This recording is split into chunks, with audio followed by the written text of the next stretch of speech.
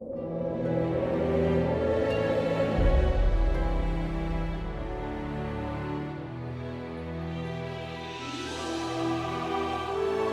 year, Hogwarts will play host to a legendary event, the Triwizard Tournament. I think it'll terrify people, which is fantastic. This tournament's wicked. It's like really dangerous. People die in this tournament. Well, it's a marvellous thriller. The Goblet of Fire. Only one will go down in history. Only one wins eternal glory. So you get lost in this totally pretend world that has a sort of fantastical reality to it. This film is going to hit you like bang, bang, bang, bang, bang, adventure to next adventure.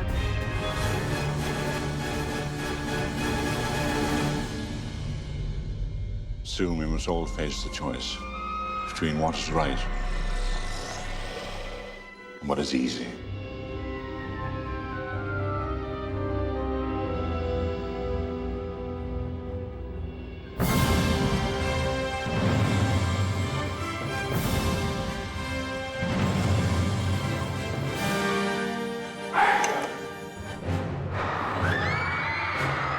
What I like about the film is kind of Harry's life is out of his hands. He has no control really over where it's going. He begins the film not knowing that there is a desperate plot against his life, and he finds out a little bit at a time. I'm not ready for this. You don't have a choice. You're the boy who lives. I've always said that Harry's not a hero in the Superman sense of the word hero. He's a very vulnerable, fragile kind of hero who is incredibly afraid of things and of Voldemort. Power of the maternal love of Harry's mum has sort of destroyed Voldemort. So I think he wants revenge on Harry. There is something that is getting to Harry, that is trying to get to Harry, that has infiltrated Hogwarts, that Dumbledore doesn't know what it is, where it's coming from, or how to stop it. If you can't protect me now, then who can? I'm afraid there are no more easy answers, Harry. Of the 4 films, this is the biggest and greatest adventure because we have the Triwizard Tournament. The tournament brings together 3 schools I love when they do that. for a series of magical contests. It's an old tournament initiated hundreds of years ago, and it's very, very dangerous. I'm glad I'm not in it. 3 schools come together, Hogwarts, Beauxbatons, and Durmstrang, and a single student from each of the schools is asked to carry out tasks. And they're all kind of potentially fatal tasks they have to get through in order to ultimately be the winner. But it's all very intense stuff, and lots of things that Malfoy would take a nice safe distance from. First task is that you have to get a golden egg from a dragon, of course. Dragon one's going to be wicked. That's going to be it's going to be really dangerous. The second task is an underwater task where something the contestants value are taken, put underwater. The third task is a maze. In the maze, you'll find no dragons or creatures of the deep. Instead, you'll face something even more challenging. It's such a complicated maze that you could actually disappear in there and never come out again. Wicked. I think it's great for people to realise that this wizarding world is a whole world. Part of this film is actually about bringing people together, because what lies ahead are dark things. And now, the champion selection. If chosen, there's no turning back. Everyone puts their name in the Goblet of Fire, and the Goblet of Fire chooses the 3 students, and then there's a 4th name comes out as well. Harry Potter! There's a huge uproar because he instantly knows that everyone suspects him of some kind of foul play in putting his name in. And because he knows he didn't put anyone's name in, someone else must have. How did you do it? I didn't put my name in that cup. I don't want eternal glory. It's particularly hard for him to be put through these terribly dangerous tasks when he doesn't actually want to be there. He wants to be back watching with everyone else. Don't let Potter compete. The Goblet of Fire constitutes a binding magical contract. Mr. Potter has no choice. There's some fantastic new actors and actresses who are also sort of around our age as well. It's very nice to meet new people and bring them all to the family. It's been important for us to find actors who really at their heart capture the essence of the characters they're playing. Victor Crumb! Victor Crumb is picked as the champion of his school, which is the Doomstrang school, which comes from Bulgaria. Who's that? Yeah! This is the best seeker in the world! Crumb! He is the hero worldwide. He's worshipped by other players. He's the real kind of man's man, really tough, strong, brave, and fantastic at sports. We are here to see me dive in the deep waters of the ocean. I'm initially from Bulgaria, but I've been living in England. And for the film, Victor Crumb isn't really good at English. So I do go back to a rough, tough Bulgarian accent. You have no business here. This tent is for champions. When I'm here, I feel as if I'm really in Hogwarts. I feel as if this world is real. I've really been made feel part of the big family. The champion for Beauxbatons is Fleur Delacour. Fleur Delacour is a French wizard. She is what English think a French girl would be. Bloody hell. When the girls enter, just every man in the Great Hall was kind of going. And Clémence is beautiful, and the character Fleur is completely beautiful.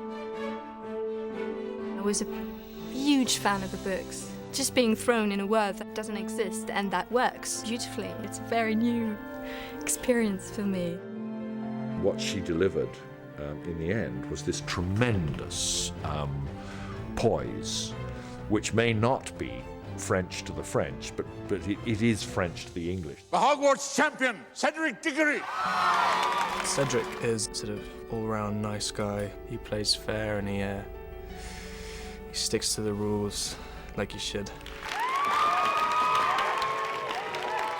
He is the archetypal superhero who does get the girl, which is, just as a contrast to Harry, I think works fantastically. As per usual. Thanks. And he sort of, in a way, takes Harry under his wing.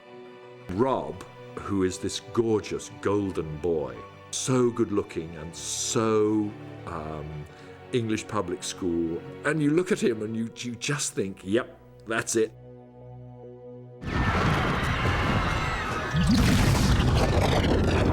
It's Mad-Eye Moody, dark wizard catcher. So he's there specifically to look after Harry, but also I think he feels the need that he's going to grow these kids up pretty quickly. Mad-Eye Moody, wow. I'm here because Dumbledore asked me. End of story. Goodbye, the end. Any questions? Moody, just as a whole, is just bursting with character, and he has this unbelievable moving eye, which is just... You need to find another place to put your chewing gum besides the underside of your desk, Mr. Finnegan. Oh, no way. The old codger can see at the back of his head. I'm here across classrooms. He's something else, I think, Mad-Eye Moody is. Yeah, he's a very intimidating person. Which curse shall we see first? Weasley! Yes. Stand.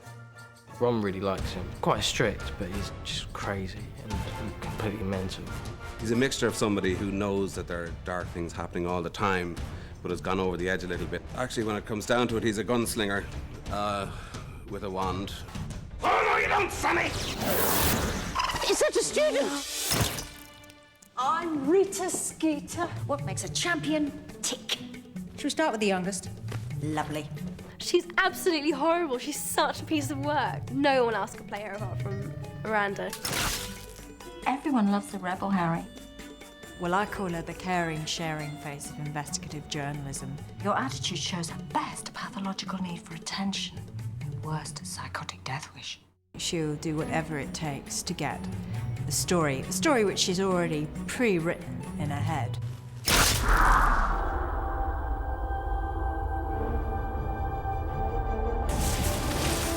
The Dark Lord shall rise again. Above everything else, there is the appearance of the true villain. There's Ralph Fiennes doing the creature of ultimate evil, for which he is immensely well suited.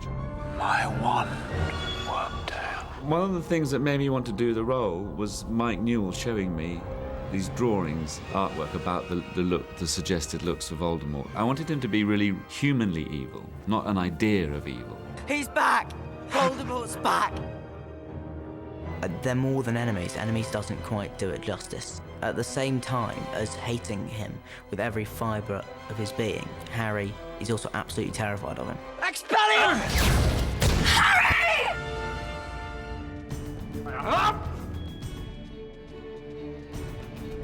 The event is the Triwizard Tournament. Done, thank you very much. What I like about the way Mike has directed it is that you never quite get away from the dark elements of the film. It's always there in the background, even if it's not the focus of the scene in any way. You're eating and loving it. Off you go. One of the things that Mike has brought to it is a real sense of British boarding school. Even though there is a really dark part to it, it still has this fantastic sense of humour. Hello, Harry. Long time no see.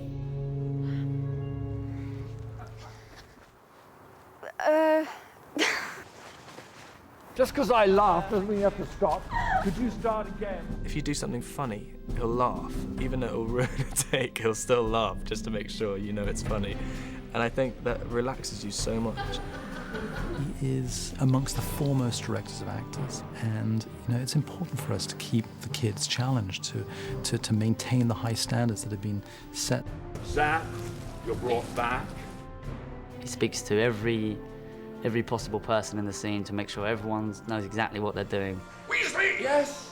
He's really into sort of like us putting our own sort of input into the characters.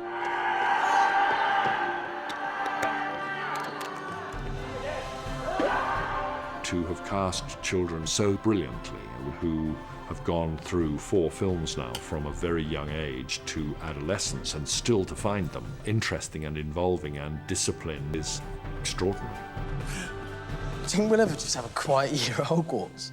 No. No, I didn't think so.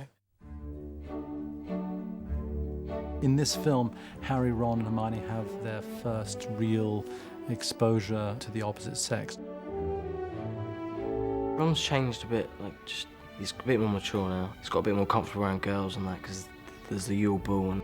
On Christmas Eve night, we and our guests gather in the Great Hall for a night of well-mannered frivolity. When I read the script, I knew that a lot of the scenes with Rupert and Dan and this whole issue of finding a partner for the ball would be really funny.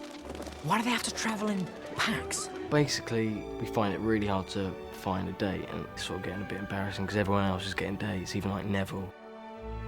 What I like about Harry as well is he's pathetic at the whole romance thing. He's rubbish.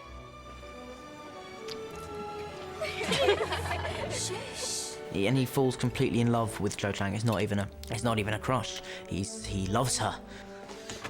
Harry. Cho. She's really pretty, and the Harry Potter has a crush on her, so it's like, I feel like the luckiest girl in the world. Cho? Yes? I just wondered if maybe you want to go to the ball with me? Sorry, I didn't catch that. I was just wondering if maybe you wanted to go to the ball with me. He's a character for anyone out there who's ever been awkward with a girl in this film, which is probably every male anywhere in the world. Wait, Hermione? We're a girl. Oh, well spotted. Can't we run around? Shut The really awkward teenage stage where you're just kind of coming to that age where girls and boys are interested in each other, and neither of the sexes quite know how to be, and it's very funny. He just asked Fleur Delacour to the ball. Actually, he sort of screamed at her. It was a bit frightening. What did you do then? What else? I ran for it. It's sort of more fun when you're sort of acting it, but in real life it's pretty scary. What are those? No, those! My dress robes. Well, they're all right. No lace, no dodgy little collar. Well, I expect yours are more traditional. Traditional? They're ancient. These kind of sharp little insights about what it's like to be 15 were really marvellous. She kind of has a boyfriend in this one. It's nice because she's never had anybody look at her in that way before. Crumb takes Hermione out for the U-Ball, and she's really transformed into a princess. I was so nervous about the whole thing, because it's meant to be such a big moment, and it's going to be an anticipated moment. That's when Ron and Harry don't believe their eyes. She looks beautiful. Yeah, she does.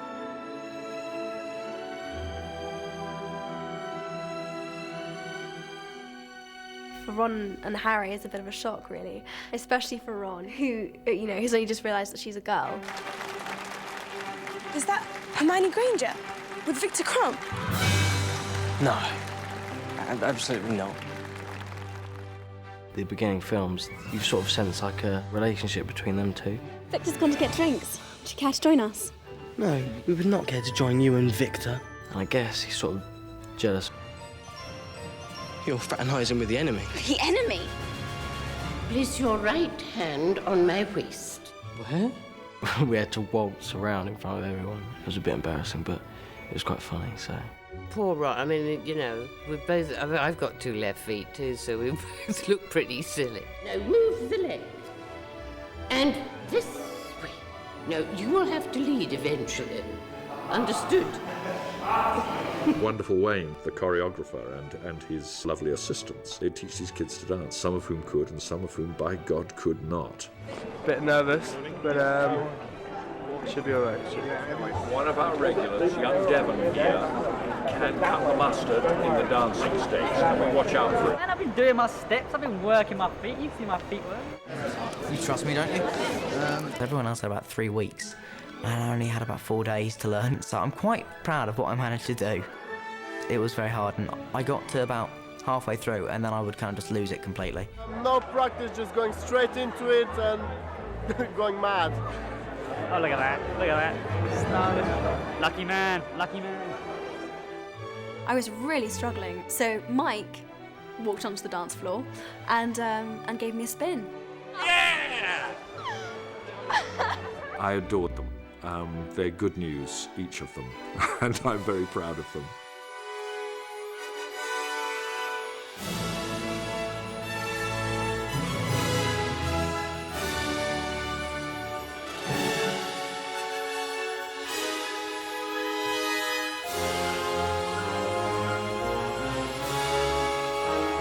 The design is just astonishing. I walk out of these sets and I've never been on some of these sets before, and it's overwhelming. There had to be an enormous change that you would look at the inside of the Great Hall and yet you'd never seen the place like that before. The description in the novel is that it's a kind of ice palace, really. There are icicles hanging from the magic ceiling. So we've taken that maybe a step further and said, okay, well, the magic ceiling is actually made of ice. Every inch of stonework will be covered in this highly reflective silver. The window mullions, the fireplace, the gargoyles, the gold doors will all be this mirror silvered finish. When I went in, I was absolutely gobsmacked. The attention to detail and just the whole thing was beautiful, really beautiful. With the underwater sequence, we faced one of our greatest challenges. We had to build a tank. This was a stage. They took 500 loads of dirt out of it to create this 60 by 60, 20-foot hole. It's probably one of the biggest tanks in the world. What we did then is create the world and create the characters that inhabit that world.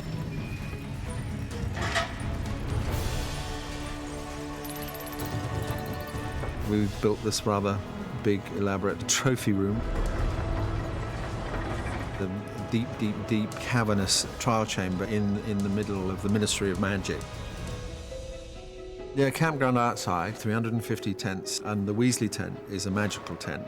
Seems fairly ordinary on the outside, but as soon as you open the doors, it's 20 times bigger than it can possibly be.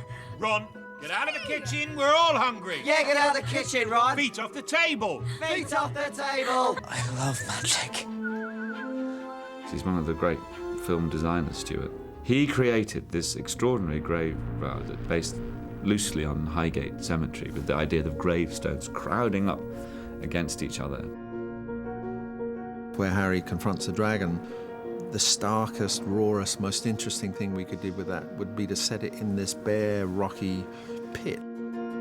The maze, we tried to make it taller than you've ever seen and bigger than you've ever seen. So you're in channels which are just 5 feet wide, but 25, sometimes 40 feet high.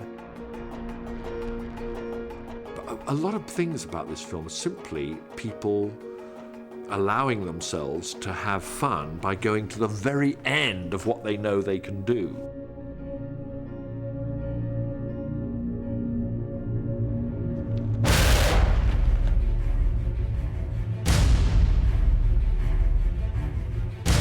I trained for quite a long time to do the stunts. I don't think it would have been nearly as good if people were sitting there going, oh, well, that's someone else doing that. 3, 2, 1, breather out.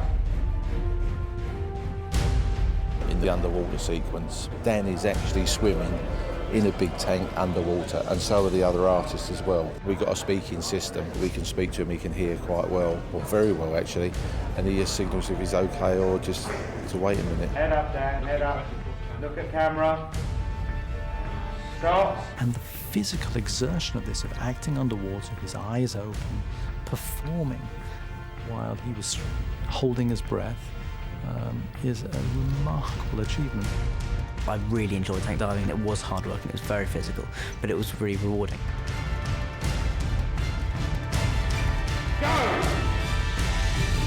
I had 2 weeks of training to learn how to scuba dive and basically to learn how not to panic underwater.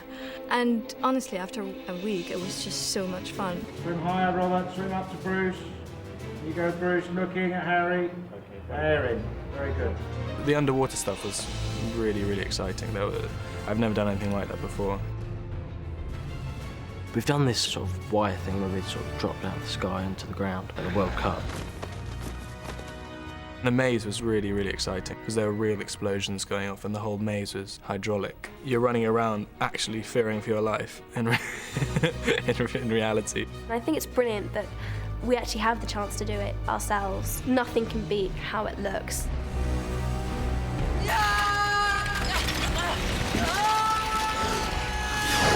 I am the last of the action heroes. Something's coming closer. I can feel it. There are tremendous, exciting things in this film for all ages. A killing curse. Only one person is known to have survived it, and he's sitting in this room. This is going to be a lot of action. It's going to be really good. Get out! It's the death meeting! Get back to the portkey, everybody, and stick together! Go! It's a fairy tale world, but it's much more scary. The devils are inside the walls. In this film, there will never be a dull moment. Is it Voldemort? Harry, I'm scared for you. It's the ultimate thriller. Just be anxious knowing what lies ahead. And again, we all are.